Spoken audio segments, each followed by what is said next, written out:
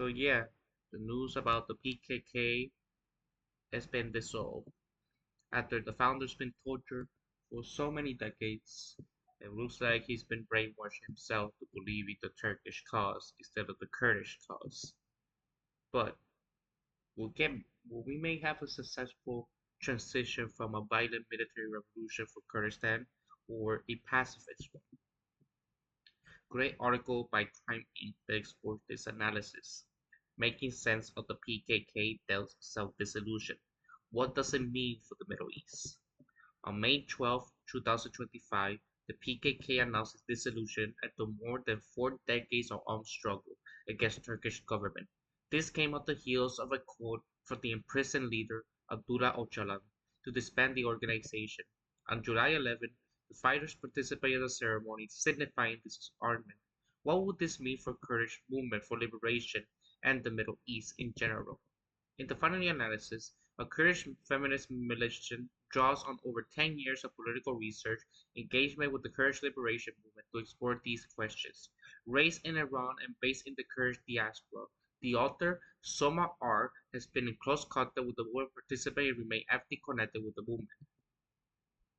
A group of PKK founders had disarmed on July 11, 2025 in a ceremony at Jezna Cave located in Iraq's autonomous Kurdish region. The site carries deep historical and political significance. In 1923, it served as a refugee and command base during the British colonial attack. The same year, Jezna Cave became a clandestine printing site for the Call of Truth, the first revolutionary Kurdish newspaper, founded by the journalist Amhar Gwaja. This act wove together anti-colonial resistance, political struggle, and underground journalism. A century later, the act of disarming here is not surrender, it is a political statement, echoing through the layers of time. It draws a line between the past and present, invoking memory as strategy. In choosing Jasna, the fighters remind us revolutions may shift shape, but their root runs deep. As they where empire once sought silence, Kurdish voices print truth. Where arms are now laid down, new struggles may rise, rooted in the same earth, but shaped by a new imaginaries. The act gains further resonance in the light of recent events. Just 2 days earlier, Abdullah Öcalan, the legendary leader, reappeared in a video message, his first since 1999, calling for the end of armed struggle and urging a definitive shift towards a democratic politics.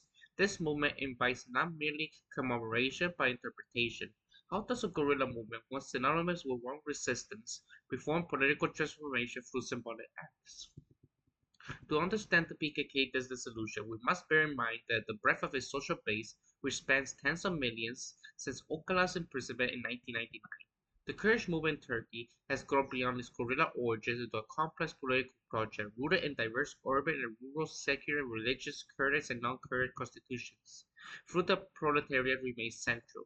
It now operates through a hybrid structure by an armed wing in Kantel with a wide civilian networks involving unions, municipalities, legal parties, women's organizations, media, and transnational solidarity platforms. Its political praxis is at once territorial and transnational, legal and clandestine, militarized and deeply social. Among those transformative shifts has been the rise of the Kurdish Women's Liberation Movement, or the KWLM, which has been a repositioned gender emancipation as both symbolic and strategic core. Across Öcalan's letters, the Rojava Project and the KLM's special role are consistently upheld as PKK's most significant contemporary achievements. A significant development in the Kurdish political landscape, the PKK announced its dissolution following its 12th Congress. This decision was shaped by the series of dialogues initiated in October 2024 involving Abdullah Öcalan via his nephew and the delegation of the People's Equality and Democratic Party, and prompted by statements by the Nationalist Movement Party. The leader, Devlet Bahçeli, a far-right ultra-nationalist political party in Turkey, Öcalan emphasized the need for transition the Kurdish question from armed struggle to democratic politics, saying he had the capacity to lead this shift if the conditions are allowed. In response, the PKK began an internal consultation and expressed readiness to convene a Congress under Öcalan's guidance. On April 27, 2025, Öcalan issued a formal call for peace and democratic society, urging the PKK to end its armed activities and take responsibility for achieving a peaceful resolution. In response, the PKK declared a non-unilateral ceasefire on March 1, This was followed by the Organization 12 Congress, where the decision to dissolve the PKK and end its own campaign was formally adopted for the leadership of both the PKK and the Party of Free Women in Kurdistan, or the PAJK. Öcalán's strategic vision was more fully developed in May 2025, issued on number 521 of the Search the PKK's official monthly publication. This final issue appeared in the complete 20-page document that Ochala had submitted to the Congress, along with a four-point letter addressed to the delegates, outlining the political framework for the transition to a peaceful and democratic phase of Kurdish independence. Announcing the end of its uninterrupted 44-year history, the magazine declared everything is in place for a new and stronger beginning. In its April 27 letter, Öcalan outlines a transformative vision for the post-PKK era centered on democratic nationhood, ecological and communal economics, and democratic modernity as an alternative to both capitalist nation-state and real socialism. He proposed a democratic society as a political program of the new era, one that does not aim to capture the state, but to create autonomous, grass-based structure like communes. Within the framework, the concepts such as democratic socialism, communalism, and regional confederalism became central to both the Kurdish liberation and broader regional transformation. Öcalan's call for this new form of internationalism urged all actors to take responsibility for materializing it, suggesting that success in Kurdistan will have ripple effects across Turkey, Syria, Iraq, and Iran. The text in this issue includes speeches, resolution, and Congress document reflecting an attempt to reconfigure the movement's strategic horizon. Öcalan's recent call for dissolution is not without precedent, as the PKK has long oscillated between armed struggle and negotiation. However, this model signaled a more profound ideological shift since 2004. The movement has restricted itself around democratic federalism via the Kurdish Democratic Communities Union and a broader network that includes the PKK but conspicuously absent from the current dissolution plans. The meaning of dissolution remains highly ambiguous. Does it signal the end of the PKK, a mere rebanding, or a tactical shift from a longer arc of political adaptation? More critically, what does dismantling a structure that has historically borne armed resistance and grassroots mobilization mean for anti-state and anti-colonial struggle in the region? Even within the PKK, interpretations vary. Sakros Hiwa, the foreign relations spokesperson for the KCK, stated on Sturk TV that the resolution called for ending armed struggle, not disarmament, and questioned the feasibility of this, given the 100-meter proximity between the Kurdish soldiers and guerrillas. Others disagreed. Ami Karimi, from the PKK's Iran Kurdistan branch, asserted that those who have fought and endured the most had the greatest right to speak about peace. Meanwhile, the Speaker of the Turkish Parliament, Numan Kurtulmus, framed the process as part of a national effort to resist imperialist fragmentation, and I quote, Iraq and Syria have been fragmented, Lebanon has become ungovernable, Libya, Sudan, and Somalia have been divided. These countries have turned into battlefields fueled by tribal, ethnic, and religious division. Some have been dismantled through terrorist organization. We could have passively waited like the yellow cow for our turn to be broken apart, or Turks or Kurds and all others could unite to defeat this imperialist agenda. We are choosing the latter path and are committed to move forward together. Unquote. Unsurprisingly, this call has generated division, uncertainty, and wide spectrum of responses from among Kurdish activists. Here, we will unpack these questions by analyzing the PKK historical evolution in relation to peace process, explore the broader implications of dissolution from a contemporary anti-state, anti-capitalist, decolonial movements. We will begin with a brief overview of how revolutionary violence emerged through armed struggle in the Kurdistan region, how this trajectory became entangled with a series of failed peace initiatives that often reproduce a new cycle of war. Then can we turn to the core question, why did the PKK pursue unilateral disarmament? We will examine this decision in relation to shifting political dynamics at regional, national, and global levels. Finally, we will reflect on the stake, uncertainty, and strategic calculations surrounding this move, concluding with a gender reading that foregoes the role of the Kurdish women's liberation movement in shaping the limits and possibilities of the process. The Kurdish order of state and violence and stainlessness. As the PKK declared on May 12, 2025, the PKK was born as a liberation movement against the policy of denial of the Kurdish people enshrined in the Treaty of Lausanne and the Turkish Constitution of 1924. From a recognized imperial nation, Kurds became an ethnic minorities in the state that represent assimilated and erased them. Despite being nearly 40 million strong, 20% of the Turkish population, Kurds remain the most largest stateless people, including from political and cultural recognition. The state repressions often take genocidal forms, like the Iraq's Anfal campaign killed 180,000 Kurds, or the Syrians' 1960 denationalization policy left tens of thousands stateless. Iran's framed military attacks on Kurdish region as jihad, or the Turkey long banned word Kurds and Kurdistan, labeling Kurds as mountain Turks. The war between the PKK and the Turkish military alone has claimed over 40,000 lives in the broader context of the Kurdish conflict that killed more than 250,000 since the 1960s. The Turkish Republic was built on genocide of Armenians and the denial of Kurdish identity, both of which served to impose homogenizing nationalistic projects. The PKK emerged in the 1970s in the direct response to the exclusionary regime. Its opposition was not only military but culturally and politically, as symbolized by the Lenya Sanya's 1991 Parliament oath. And I quote, "I take this oath for the fraternity of the Kurdish and Turkish people." In Kurdish, for which she served 10 years in prison. Today, Turkish imperialism combines internal colonialism with regional neo-imperial expansion. Since 2016, Ankara has deployed a proxy Islamist militia like the Syrian National Army across northern Syria. These militias allow Turkey to outsource warfare while advancing a neo-Ottoman agenda of forced Arabization, Islamization, and demographic engineering. Promise of salaries up to $2,500 attract youth surviving on more than tens of dollars, turning war into precarious employment. Since 2015, Turkey has launched a successful operation, Euphrates Shield, Oliver Branch, Peace Bridge, occupied Kurdish areas, displacing population and enabling looting, mass violence, and ethno-political re-engineering. Airstrikes in Iraq, Al-Qantal, and Syria have intensified, with little global response. This war model privatized precarious and transnational and extended to Libyan, Azerbaijan, Yemen, Niger, and Pakistan. Paramilitary networks linked to Kurdish intelligence like the Sultan Murad Brigade operate from the Kurdish villages such as Sinara near Afrin. Turkey's reach is also extraterritorial. In Europe, Kurdish activities are surveillance, extradited, or killed. Assassinations of key feminist figures like Sakine Kaniz in Paris or Hafiz Saleh in Syria or Nakila Al-Karcel in Iraq reflect a gender strategy of decapitated revolutionary leadership and stifling transnational feminist articulation.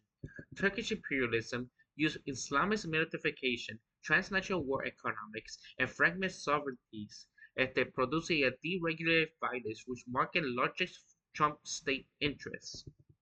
This extraterritorial violence is not an isolated extension of state power, but a core mechanism of broader geopolitical agendas. This aggressive project of force is not merely opportunistic, it is part of a broader neo-Ottoman, near-colonial project aimed at reasserting Turkish influence across its former imperial territories. Central to this vision is the integration of Kurdistan's geographic and resource into the emerging architect of global trade, particularly through the Middle Corridor discussed. This violence has general and equally transnational resistance. The PKK had politicized the Kurdish question, transforming a stateless population into an organized political subject, led in large part by women. Its project remains one of the few contemporary revolutionary visions centering social justice, pluralism, radical critiques of power, against statism, campism, or nationalist leftism, which are predominantly shaped by vertically militaristic and masculine paradigms. The Kurdish movement, especially its feminist dimension, shift from state-centric paradigms to embody localized and solidaristic forms. Its slogan, "Women Live Freedom," forged in decades of the subaltern struggle, became a global cry during the Iranian uprising of 2022. But this resistance was made possible by armed struggle, and that raised the question, what will become the Kurdish revolutionary horizon with the announcement dissolution of the PKK? Peace as a masterful war, the recurring betrayal of the Kurdish movement. The repeated collapse of the peace process in Kurdistan revealed not a lack of Kurdish commitment but the entrenched refusal of regional states to recognize Kurdish rights. For example, in Iran, in 1989 Vienna talks ended with the assassination of the Kurdish leader Abdul Rahman Qassemloo and his colleagues, an act replicated in the killing of his successor, Saged Shakar in April 1992. In Iraq, Baghdad's breach of the 1917 Autonomous Agreement led to a genocidal Anfal campaign. Turkey has followed a similar strategy. While Kurdish movement has consistently sought dialogue, the Turkish state policy oscillate between short-lived peace gestures and systematic repression. President Oslo early 1919 mission had died with him, and the decade that followed saw massive state violence, including torture, forced displacement, and cultural erasure. The 1991 capture of Ochala marked a shift. He called for a ceasefire and the PKK dissolution, yet the state-prompted response only deepened Kurdish mistrust. Despite the repression, the Kurdish movement transformed. By 2004, democratic federalism emerged, rejecting nationalism in favor of grassroots pluralism. All resistance continued alongside legal political strategy, culminating in electoral gains in the People's Democratic Party. But peace efforts, including the Oslo talks and the Imrali process, were sabotaged by the state. First, the leak of negotiations sparked a nationalist backlash in 2009. Later, in 2015, Turkish President Recep Tayyip Erdogan abandoned the Dolmabahce Memorandum in response to Kurdish advances in Syria, particularly the victory of the YPJ and YPG, which in Kobani, which in Syria, in Rojava, they created an anarchist society. The collapse of the peace process triggered a brutal crackdown that displaced over 350,000 people and resulted in the deaths of 1,700 individuals, while also positioning Turkey among the world's leading jailers of journalists. By August 2016, Erdogan was denying that any negotiating has ever taken place. From this perspective, the Turkish government gesture towards peace negotiations and often signal its preference for military operation, whether via war or coup.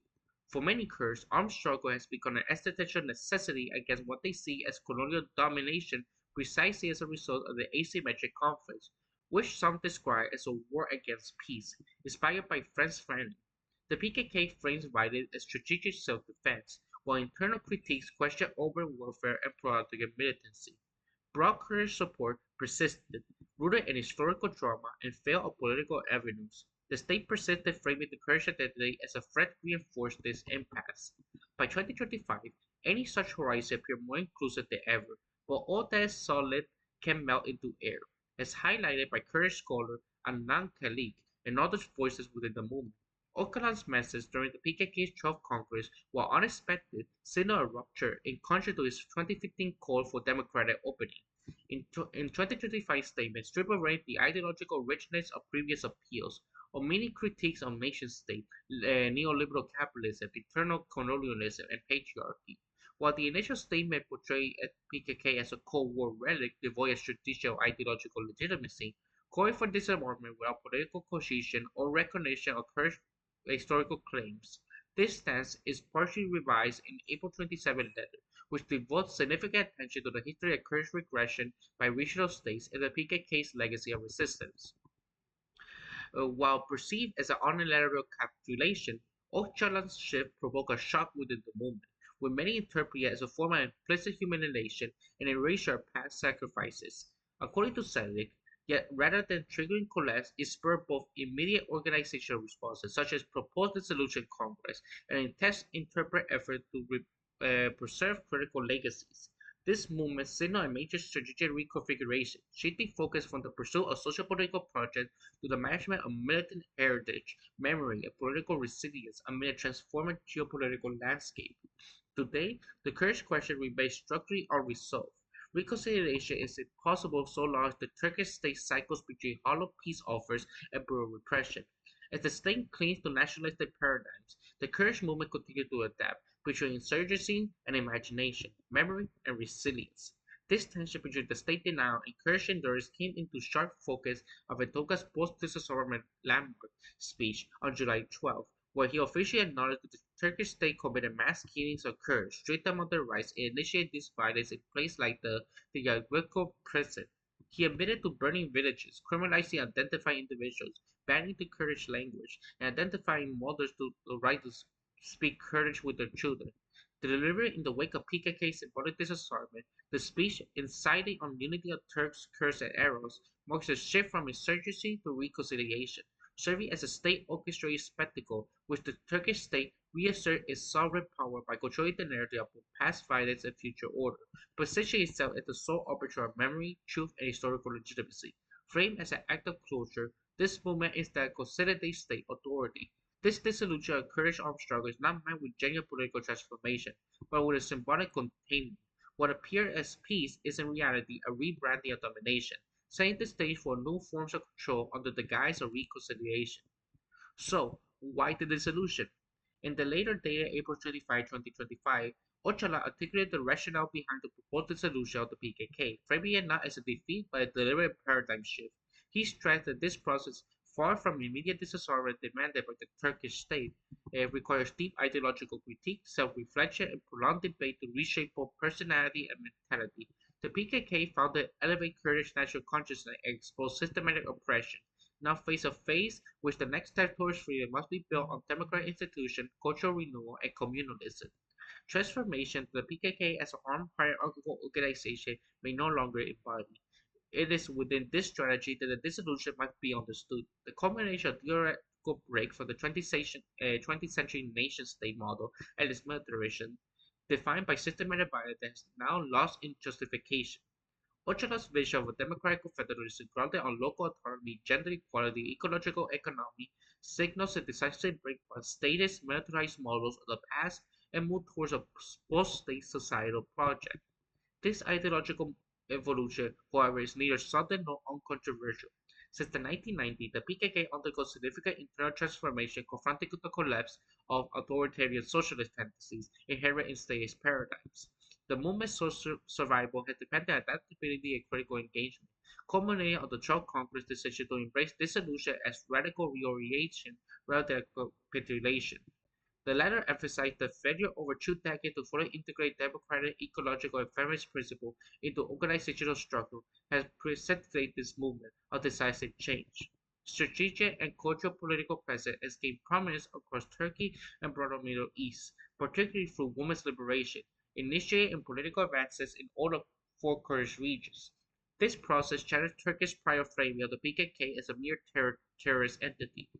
Presidential advisor Mahet Ukum's recent declaration that the Kurds are an essential component of the Turkish nation signal an ideological recapitulation at the state level. In this situation, the dissolution of the PKK can be seen as a tactical move to remove obstacles to international recognition, especially in the structure in Rojava, where the quote-unquote terrorist label has served to justify Turkish military incursion. The system army aims to protect Rojava as an autonomous political project, ensuring its survival and legitimacy on regional and international stages.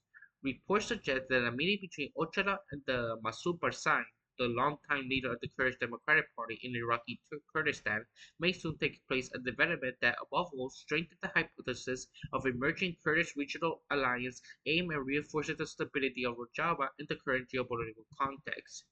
Despite the diplomatic gains stemming from the role Kurdish forces play in the fight against ISIS, the international support has remained inconsistent.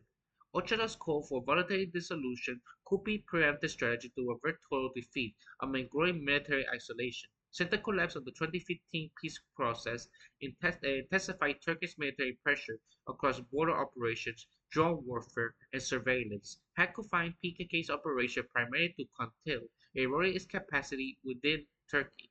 Even the 12th Congress, which was recently held, took place 12 years after the 11th Congress, primarily due to the lack of security and to military pressure from Turkey. The Big Brigade addressed the issue in a letter released on May 4, addressing the people and activists of the movement, and I quote, a retrospective look at the past 2 decades revealed the following. Although a new paradigm is intended to facilitate deeper integration within society, in practice it has captured members who experience the greatest disconnection from it, even as the movement as a whole moved towards decriminalization. While the aim was to cultivate stronger organizational structure and promote communal and socialist modes of life, what actually emerged is the rise of individualism and materialism. It is evident that in our engagement with the masses, we failed to provide adequate education or foster the organization of a truly democratic society. In the military domain, we were unable to develop or implement effective training or organizational for social self-defense. We remain in the mountains, level of guerrilla unit detached from society and completely enraged conditions, not only led to increased casualty but also weakened our political and propagandistic impact of our armed struggle. Gradually, capacity for effective warfare became confined to a very limited geographic area. End quote. Technological advancement, notably algorithmic warfare and real-time surveillance, had deepened this isolation. as NATO states priorities relations with Anarcha, meanwhile Kurdish autonomy in Syria is under threat from the regime's centralization, and Turkish influence grows in North Iraq with tacit local approval. These conditions have driven the PKK's political center for armed struggle towards a seeking civil and institutional legitimacy across the Kurdish region. The dissolution represents symbolic disarmament and strategic relocation shifted the Kurdish struggle into political and transnational arenas where popular powers redefine outside the paradigm of military confrontation. The decline of the PKK recruitment and the failure to translate anti-ISIS alliances into lasting international support understood the necessity of this strategic recalibration. The Ocelos proposal is understood by supporters not as a surrender, but as a loose adaptation to change geopolitical and military realities, including the prospect of temporary ceasefire in Qandil and Rojava. According to many Kurdish analysts, his stance reflects his persistent opposition to Israel and is related to see Kurdish movement forced out of strategic necessity into a tactical or pragmatic alliances with it. They argue is what drives his pursuit of preemptive political solution aimed at avoiding such alignments. Other proponents of Kurdish movement contend that the decision by Öcalan and the PKK was a strategic attempt to prevent Kurdistan from becoming the next Gaza of the Middle East. They argue the PKK's military constraint in the face of highly technologicalized interstate international war apparatus, coupled with Turkey's persistent campaign to annihilate Kurdistan and Rojava in particular, necessity of political recalibration. This shift in suggestion is also informed by warning material and symbolic power of global solidarity with Kurdish causes, which remains significantly weak than the widespread support mobilized for Palestinians. From this perspective, if the Turkey were to enhance Gaza-like scenarios against Kurds, there would be little international capacity or will to intervene. With diminishing material means of resistance and the absence of comparable regional international mobilization, the Kurdish actors must adopt alternative strategies for survival. This decision thus viewed not as a retreatment, but as a calculation and a pragmatic tactic to endure within an increasing, unlivable geopolitical context. This strategic pivot cannot be understood without acknowledging the profound human toll of the conflict. Kurdish guerrillas, the PKK cadres, and especially civilians are exhausted. Culminating cause of the war have become unbearable. Thousands of young lives have been lost, entire cities destroyed, family fractured, bodies scarred, generations shaped by prison, exile, precarious and stigma. This accumulation of suffering over more than 40 years imbues the word peace with new resonance, not as capitulation, but as a vital necessity, a breath long waited after decades of suffocation. From the Turkish state perspective, the dissolution aligned with a political strategy orchestrated by Erdogan, who aimed to extend his power beyond the constitutional limits of 2028 by representing himself as the architect of the new peace process. He hopes to win over parts of the Kurdish electorate while fracturing the opposition. Framed as a reconciliation, the call to end an armed struggle is in reality a maneuver to disrupt emerging alliances between Kurdish forces and progressive opposition currents. In 2019, tactical support for Kurdish voters, notably via the now People's Equality Party, was crucial to the opposition's victory in major cities like Istanbul and Ankara. This strategy seeks to isolate secular nationalist factions within the Republic's People's Party from those open to dialogue with the Kurdish movement while maintaining a secularization discourse for domestic use. This electoral engineering rests on a dual calculation, weakening the joint mobilization of the opposition and deterring Kurdish forces from criticizing the regime too openly for fear of jeopardizing a potential peace. In this complex configuration, the Kurdish movement finds itself in a position reminiscent of the 2013 Kessy Park protests, as that any opening toward dialogue with the state paradoxically implies recognizing its legitimacy, even as it remains a primary object of contestation. This tension requires the Kurdistan movement to adopt a balanced posture to engage in peace efforts without dissolving into Turkish institutional politics or alienating the broader social movement. The result is a form of strategic isolation. It can also be an opportunity to construct an autonomous political space in which the Kurdish question can be articulated without weapons, yet without renunciation. Meanwhile, Erdogan continued to exploit the rhetoric of secularization, criminalizing Kurdish political figures and perpetuating the trope of the internal enemy to conciliate his conservative base. The contrast between the ongoing repression and the conciliation language of peace underscored the cynical nature of the initiative. It's not a genuine commitment to resolution, but a tactical move clothed in the guise of dialogue. But the Turkish state as a whole seeks to facilitate the integration of Kurdistan and its resources into contemporary capitalist markets through its disarmament. In a speech outlining in the 2025 process, Erdogan openly articulated the capitalist objectives driving this initiative, and I quote, "A Turkey free from terrorism will elevate the Turkish economy above all else. Hence, we achieve this goal. The Turkish Union Chambers and Commodity Exchange will be primary beneficiaries from this point forward. Turkey will compete in a new league." End quote. Likewise, the Turkish finance minister Mehmet Şimşek stated Turkey has spent nearly $1.8 trillion of the past 5 decades on the fight against terrorism. Ending the conflict could bring significant economic benefit to the country. These economic imperatives, however, are not confined to domestic consideration alone. They are embedded in Turkey's broader geopolitical ambitions. The so-called 2025 peace process between Turkey and the PKK is less of a genuine step towards reconciliation than a geopolitical maneuver aimed at neutralizing the Kurdish military, political, and economic power as a precondition for Turkey's integration into neoliberal infrastructure capitalism. Central for the strategy is the realization of the Mirror Corridor, a trans-Eurasian trade route connected to China to Europe via Central Asia, the Caucasus, and Turkey. This corridor positions Turkey as a logistical hub in global capitalist circulation. It's crucial to both China's Belt and Road Initiative, a multi-billion-dollar project linked to China with Europe, Africa, and the Middle East from land and sea routes, and the US-backed India-Middle East-Europe corridor, a complete infrastructure project aimed to secure Western geopolitical and commercial dominance. More recently, the vision has been reinforced for the Development Road Initiative, in a $17 billion project spearheaded by Iraq, Turkey, and the Gulf states, which links the Persian Gulf via Iraq's Grand Fath port to Europe through Turkish territory. The process route cuts directly through Turkey's Kurdish majority southeast, further amplifying the geopolitical state of Kurdish containment.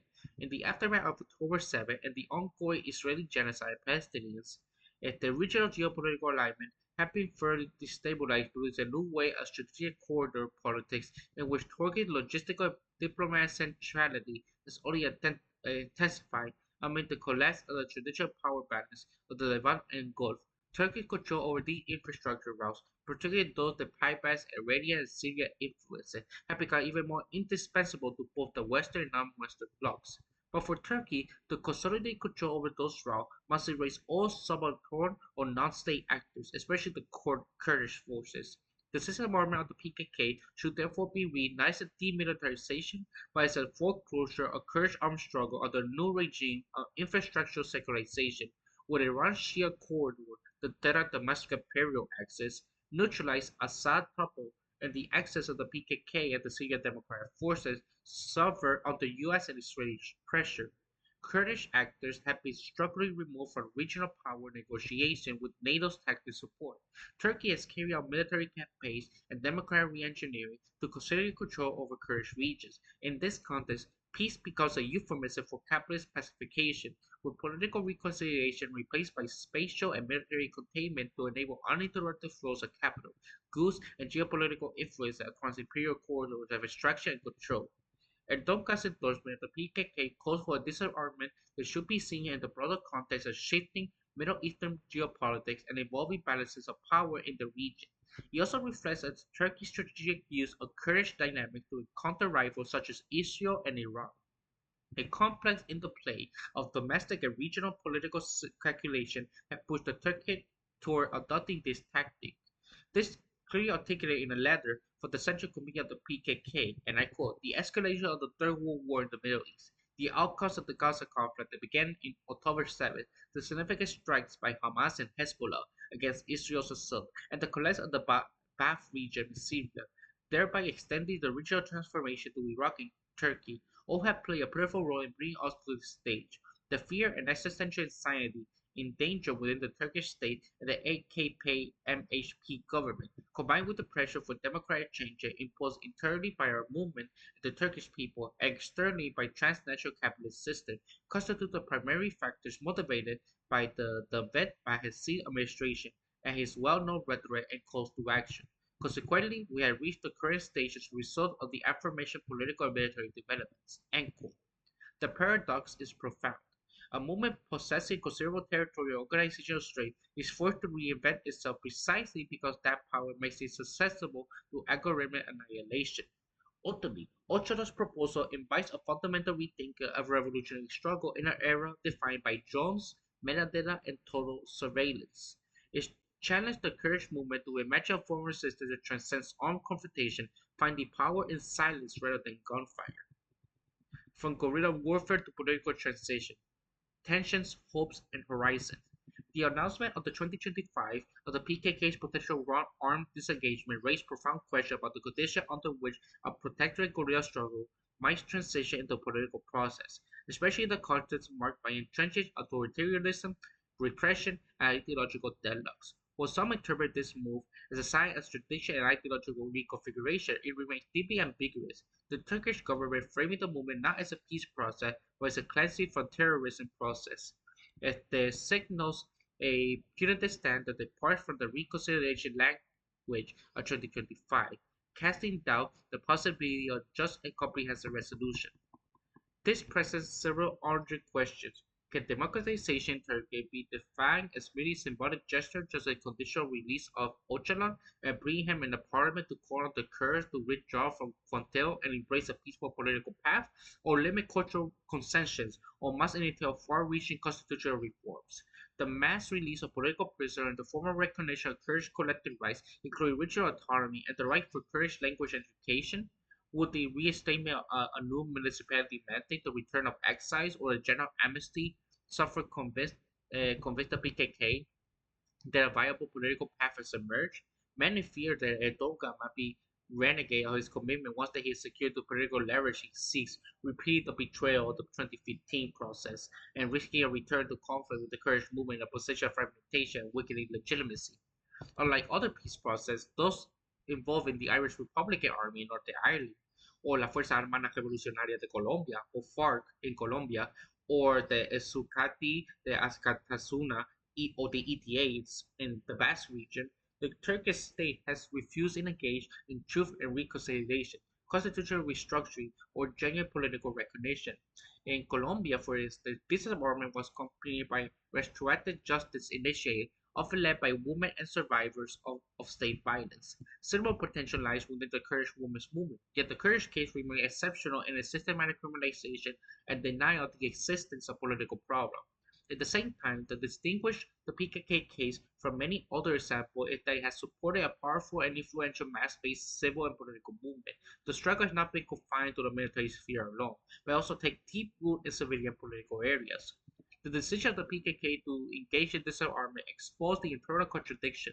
Despite being in prison since 1999, Öcalan remains the movement's unchallenged authority, centralized decision-making, a vertical structure, and suppressed internal pluralism.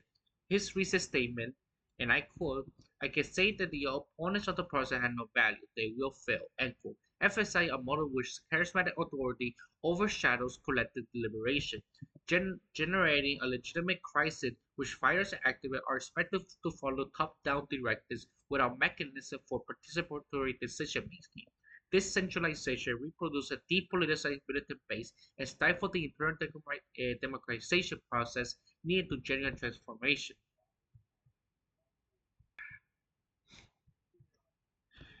In the evolving landscape, some analysis involving two developments that could make preliminary steps toward disarmament and transition to a democratic order. First, in a symbolic gesture, a group of guerrilla fighters, some of whom previously held leadership positions, publicly laid down their arms in the presence of the media, accompanied by a statement declared, "We are ready to participate in democratic politics." Second, the Democratic Party is anticipated to establish a body provisionally entitled the Commission for Social Peace and Democratic Transition, tasked with formulating a legal and institutional framework to support disarmament and broader democratic reforms. While these initiatives may initially unfold on limited and symbolic scale, their proponents view them as indicators of mutual willingness to move forward on the peace process. Nonetheless, the past experience, such as the dispatch of three groups of guerrillas to the Turkish state between 2000 and 2007, underscored the persistent vulnerability of such efforts to represent state policy and enduring structural distrust that continue to hinder durable resolution. Neither the guerrilla fighter nor the PKK leadership appeared to be naive about the risk involved. They seemed to be approaching the process with strategic caution and political foresight, deliberately preserving the option of returning to armed struggle if necessary. As Basit Mossad, the co-chair of the KCK Executive Council, stated in the interview following the symbolic disarmament of 30 guerrilla fighters in Iraqi Kurdistan, and I quote, "We were to unconditionally comply with every demand made by the state. It will lead to the following outcome. Other groups will be expected to do the same, destroy their weapons, return to Turkey, and surrender.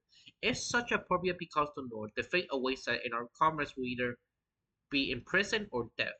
But such a future is not one we accept. The Turkish state must understand this." End quote.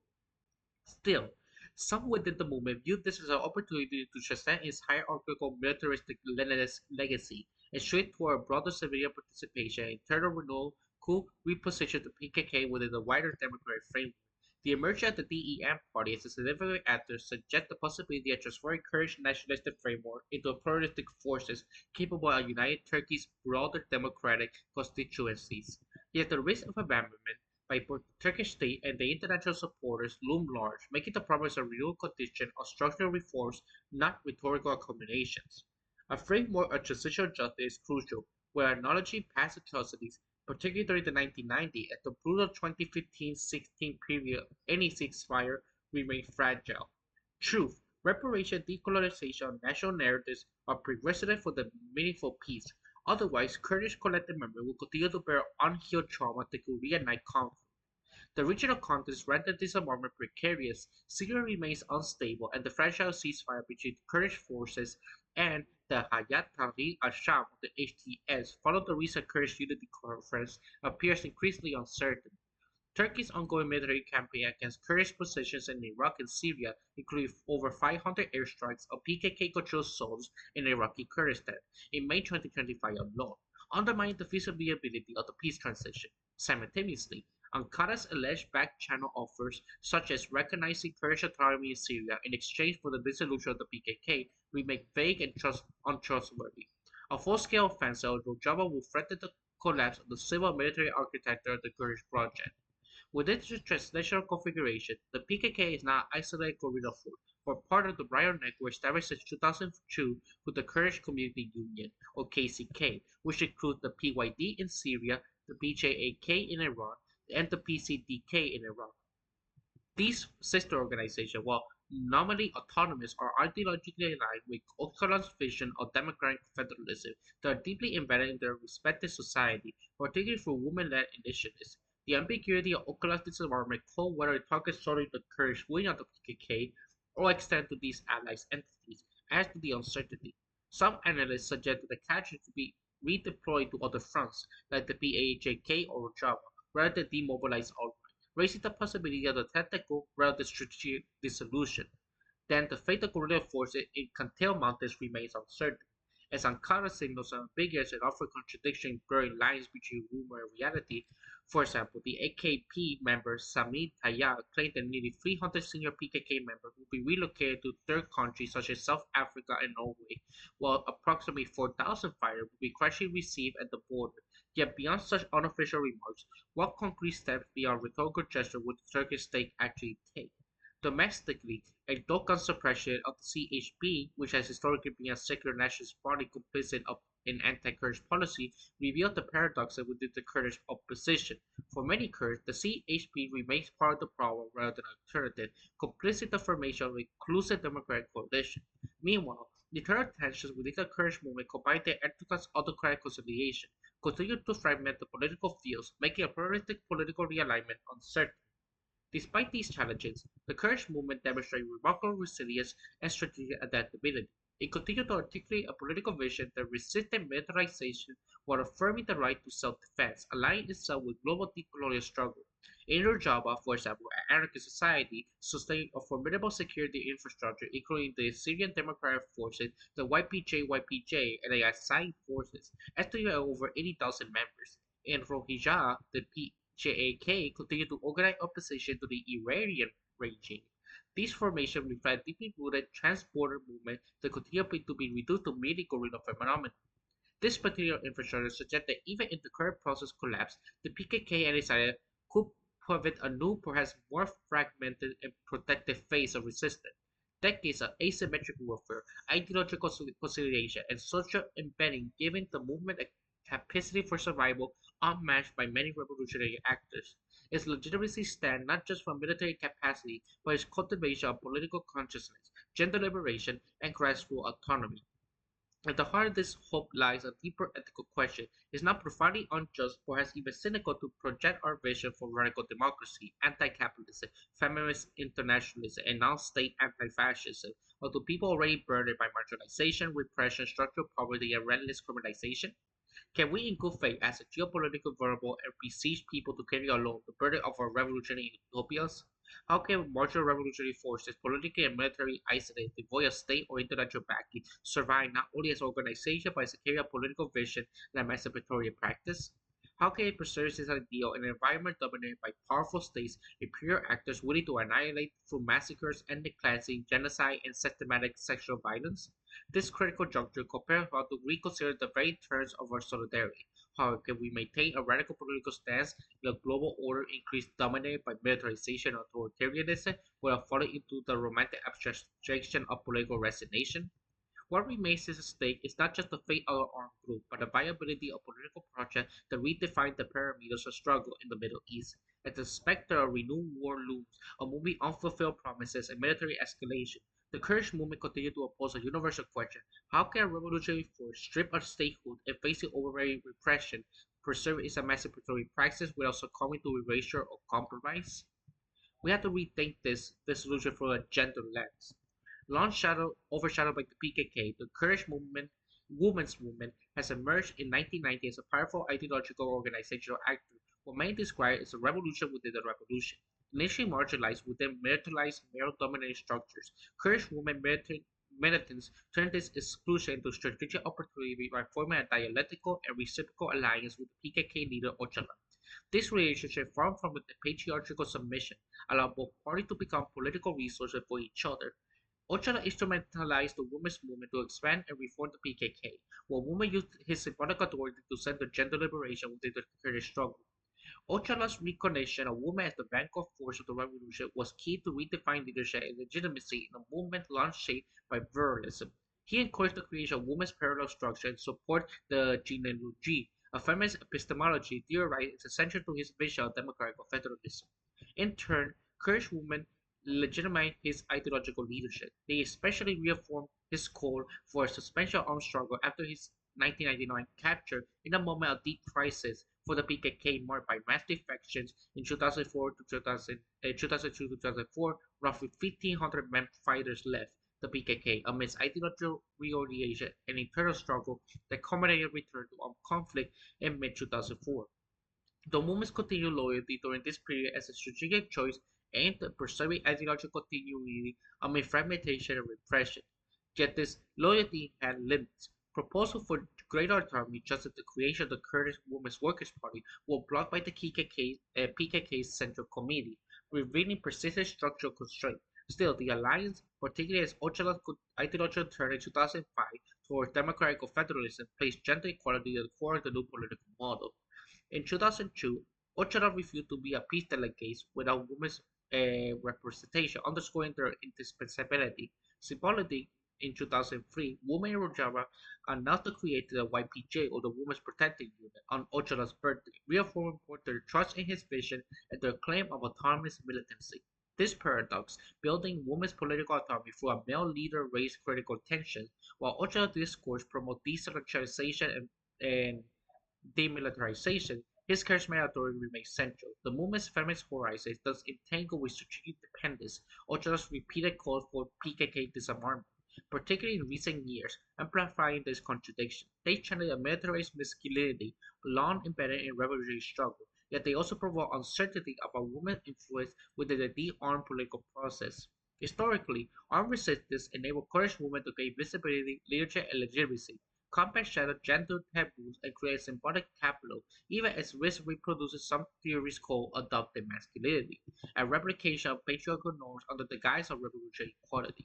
The current shift toward demilitarization will open space for community-based, non-hierarchical feminist practice, also threatened to dismantle the structure that protect and embody women under conditions of state violence. This tension is central to the debate without the future of the movement. The potential dissolution of the PKK prompts urgent question: would the courage movement seize the moment to assert full autonomy? Would it develop distinct feminist stance and strategic shift? Does dissolution weaken or empower women for the courage struggle? This moment could represent either step forward feminist peace or strategic vulnerability. Some militants advocate caution, conditioned demilitarization, conditional institutional consideration, international recognition, and guarantee for women's rights as an interest masculine war mentality, opening space for radical community-based non-hierarchical feminist practices, historically rooted in masculinistic ideals where heroism, martyrdom, and military valor define legitimacy. Kurdish revolutionary violence is now challenged by Öcalan's call for demilitarization, which seeks to shift the movement towards feminist horizon, disentangled from militarized masculinity. But others warn that demilitarization could expose women to renewed patriarchal and state violence, especially if it's gained by the YPJ or YJA star, the Free Women's Unit, are not politically safeguarded. Beyond armed struggle, Kurdish and Turkish women have played vital roles in broader civil resistance and peace communities, like the Peace Mothers. Kurdish mothers who lost children to PKK state conflict became symbols of nonviolent resistance in the 1990s and 2000s. Campaigns like Don't Touch My Friend in 1990 and Women Walk Together mobilized grassroots networks confront nationalism, racism, and war. In 2009, the Feminist Initiative for Peace brought women together across ethnic lines to demand demilitarization, social reconstruction, and inclusive peace process. This movement demonstrated how women had transformed experience of loss and marginalized into political agencies. In a letter dated May 30 from Emirati prison to Giannoli Academy, Ocalan reinforced that women liberation is the true measure of socialism, calling it for the foundation of his revolutionary struggle. He described genealogy as an ongoing transformative project, a woman as potential leader of peace and democracy in the Middle East. In fact, Ocalan relies on women to lead this transition, given women's leading role in previous peace efforts in Kurdistan. The choice of Bahat Hossain, a longtime commander and Kurd chair of the Kurdish Community Union (KCK), and a close comrade as Sakina Kassim, the iconic feminist PKK leader assassinated in Paris in 2013, as a central figure in the symbolic PKK disarmament ceremony on July 11, underscored the enduring centrality of women's leadership in the Kurdish movement. Even in transitional movement, this symbolic gesture reinforced the movement's ideological commitment to gender liberation and honors the legacy of the revolutionary Kurdish feminism. The challenge now lies in navigating the contradiction of demilitarization, balancing feminist ethics with the need for protection, autonomy with strategic alliances, and peace building with political agency. Any future peace process must center the life realities and political vision of Kurdish women. Their role has not been peripheral but foundational, and it's their strategic decision, not only Öcalan's, that will shape the Kurdish movement next chapter. In conclusion, from the perspective of support for the PKK, the potential dissolution of the organization should not be interest at the end of the Kurdish struggle, but rather as a marking an end as a yet undefined phase of resistance. While this perspective embodies a strategic optimism, it also demands careful reflection. Redefining resistance within such a complex context requires a nuanced understanding of its inherent limitations, contradictions, and risks. In other words, although this approach may open new avenues for the movement, it should not be accepted uncritically as definitive solution throughout analysis. Mechanisms for the integration and the critical feedback of the PKK and members and activities, particularly in the voice of female political prisoners, into this process were necessary to ensure its legitimacy. The PKK faced a confluence of complex challenges, including intensified militaristic and technological pressures, as well as political constraints at both domestic and regional levels. These challenges severely limit the movement's capacity to sustain armed struggle and achieve structural transformation. The shift towards civilian-led legal force organization represents a significant strategic gamble. While this transition warrants serious reconsideration and experimentation, its success depends on the fulfillment of several critical conditions. Absent from these failures, marginalization remains a substantial risk. Moreover, the tension between the state immediate pressure and the PKK's long-term vision for a protected political process raise questions about the viability and timing of this shift. Should the political process once again be undermined by the Erdogan, the PKK is prepared to reassure armed resistance, not outright desperation, but as a continuation of enduring political logic grounded in collective dignity and self-determination. Nonetheless, such a resurgence would likely entail significant difficulties and costs, disproportionately borne by the Kurdish population. Far from being merely a tactical actor, the Kurdish liberation movement embodies a broader political project that fundamentally disrupts prevailing nations of sovereignty and legitimacy across the region. Any substantive shift in the strategic orientation demands a grasp of the interplay between structural constraint, geopolitical risk, and asymmetric power relating at the local, regional, and international level. At best, the movement's turn toward institutionalization could not only consolidate its political legitimacy, but also open new avenues for intra-Kurdish reconciliation, particularly for the long-standing rivals such as the Kurdistan Democratic Party. This strategic realignment could potentially lay the groundwork for transnational Kurdish political architecture, one more intelligible and diplomatically acceptable to international actors, especially the Western power that historically marginalized Kurdish claims in favor for the strategic alignment with Ankara. This ongoing redefinition of Kurdish resistance also confronts substantial internal challenges, including factional tension and the imperative for political reconciliation, which must process in tandem with regional and global actors' acceptance. Yet this process offers the potential to cultivate more inclusive and legitimate political structure. Finally, the process transforms in the language and modalities of the resistance articulated by Obcholas and PKK support respond to the realities of contemporary technological surveillance and warfare. This challenges conventional military resistance, emphasizing adaptability, resilience, and rearticulation of power in novel, less visible forms. Long live Kurdistan! Hope for a future anarchist pacifist society.